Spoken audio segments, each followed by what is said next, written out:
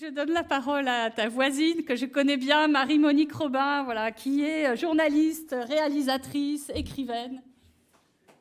Bonsoir. Alors, je suis comme toi, Eva, je suis très émue d'être ici. Ça fait tellement longtemps que j'attends ce moment. Un moment aussi où tous les combats que je mène depuis près de 40 ans sont au cœur du programme de la, alors je vais dire NUPES. Alors, je voudrais commencer par une petite note personnelle. Et parce que je pense aussi à toi, Geneviève, n'est-ce pas? Je suis née sur une ferme du Poitou, comme dit la chanson, n'est-ce pas? Avec de très anciennes racines paysannes qui remontent à 3 siècles. Et mes parents m'ont toujours dit, que le métier de paysan, c'était le plus important du monde, parce que sans lui, il n'y a aucun autre métier possible, tout simplement. Et puis 2, ils m'ont toujours dit, c'était des cathos engagés, on pouvait changer le monde. Et c'est pour ça que j'ai choisi d'être journaliste. Alors ça peut paraître prétentieux et ringard, mais pour changer le monde, et d'ailleurs je l'assume toujours aujourd'hui, même si la tâche est de plus en plus importante. Bon, voilà. Et du coup, le fil rouge et vert de toutes mes enquêtes depuis si longtemps, ça a toujours été les droits humains.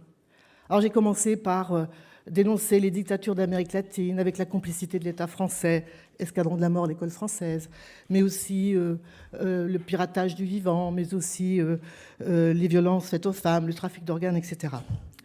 Et puis, à partir de 2004, je me suis centralisée vraiment à toute la question de la biodiversité et l'impact de ce modèle agro-industriel dont j'ai vu les ravages sur la ferme familiale, l'impact sanitaire, social, économique, et évidemment, l'impact de ces grandes multinationales, dont ma multinationale préférée, qui est bien sûr Monsanto, et Bayer et les autres.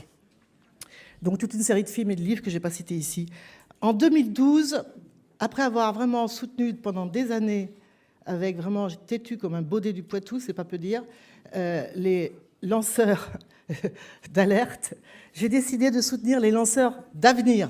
Parce que je voulais tordre le cou à ce qu'a déclaré Madame Thatcher, qui a dit « There is no alternative », il n'y a pas d'alternative. Eh bien, c'était donc à la fois un film sacré croissance pour dénoncer le modèle productiviste et montrer qu'il y a des alternatives. C'était « Qu'est-ce qu'on attend, les moissons du futur, les nouvelles cordées, etc. » Et puis le dernier en date, le film et livre « La fabrique des pandémies », qui montre à travers les scientifiques que, d'abord, c'est la destruction de la biodiversité qui est à l'origine de nouvelles maladies infectieuses, mais que si on revoit notre rapport au vivant, eh bien, nous allons nous en sortir, et c'est une très bonne nouvelle, parce que ce sont les mêmes causes qui provoquent l'émergence de pandémies, mais aussi la destruction de la biodiversité, la 6e extinction des espèces, mais aussi le dérèglement climatique. Voilà. Alors aujourd'hui, après 40 ans, alors une empreinte écologique très très mauvaise en ce qui me concerne, mais bon, après 40 ans où j'ai beaucoup vadrouillé, j'ai vraiment compris que on est vraiment, vraiment au pied du mur.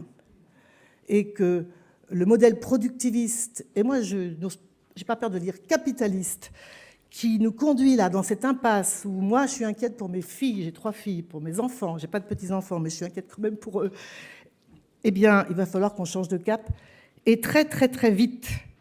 Alors, tu as cité tout à l'heure Aurélie Gramsci. Moi aussi, j'aime bien citer Gramsci. Alors, vous savez cette phrase qu'il a dit « Le vieux monde est en train de s'effondrer. Le nouveau monde tarde à poindre et dans l'entre-deux surgissent les monstres. » Alors moi, je suis là, ici, ce soir, 1, pour que les monstres, on les zigouille, et 2, pour qu'on gagne et qu'on trace ensemble vraiment un avenir pour l'intérêt général et pour... D'abord, ça fera du bien au moral, déjà. C'est déjà une bonne raison de le faire. Et puis, pour l'avenir de nos enfants. Voilà, merci.